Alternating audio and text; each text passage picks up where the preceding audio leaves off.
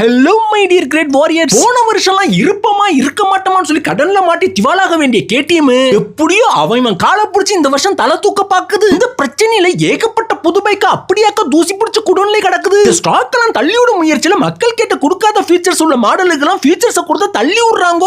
அந்த அடிப்படையில எந்தவித மாடர்ன் ஃபீச்சர்ஸ்மே இல்லாம ஒன்லி ரா பவர் மட்டும் நம்பி கேவலமான டவுன் செல்ஸ் கொடுத்த 390 அட்வென்ச்சர் எக்ஸ்க்கு இப்ப அப்டேட்ங்கற பேர்ல சாயம் பூசுறாங்க. அப்படி என்ன இந்த மாடல புதுசா கொடுத்திருக்காங்கன்னா cornering traction control, cornering ABS, இப்ப இதுல புதுசா 3 ரைடிங் மோடு, அது மட்டும் இல்லாம முன்னாடி எல்சிடி டிஸ்ப்ளே தான் இருந்துச்சு, இப்ப டிஎஃப்டி கலர் டிஸ்ப்ளே கொடுத்திருக்காங்க. அதோட சேர்த்து ப்ளூடூத் கனெக்டிவிட்டி 10x10 நேவிகேஷன் கொடுத்திருக்காங்க. இதெல்லாம் கண்ட்ரோல் பண்றப்பல பிரீமியமான ஸ்விட்ச் கியர்ஸும் கொடுத்திருக்காங்க. தாபாடி அதே இதுக்கு முன்னாடி இருந்தத காட்டில இப்ப 15000 கூட கொடுத்ததெல்லாம் தெரியுது. ஆனா சரி பண்ண வேண்டியது சரி பண்ணலையா? அப்போ ஸ்டாண்டர்ட்ல இருக்கிறப்பல அட்ஜஸ்டபிள் சஸ்பென்ஷன் கொடுத்திருக்கலாம், மோசமான பில்ட் குவாலிட்டியை மாத்தி இருக்கலாம், லோ ஆர்பிஎம்ல சட்டுன்னு இன்ஜின் ஆஃப் ஆறத தடுத்திருக்கலாம், ஃபுட் பேக்ஸ்லயும் ஹேண்டில் பண்ணி வர ஓவர் வைப்ரேஷனை குறைச்சிருக்கலாம், கியர் ஷிஃப்ட் பண்றது அதிகப்படியான ப்ராப்ளம் கொடுக்குது அதை சரி பண்ணிருக்கலாம், பயங்கரமா ஹீட் அடிக்குது அதை தணிச்சிருக்கலாம், சீட் ரொம்ப ஹார்டா இருக்குது அதை மாத்தி இருக்கலாம்.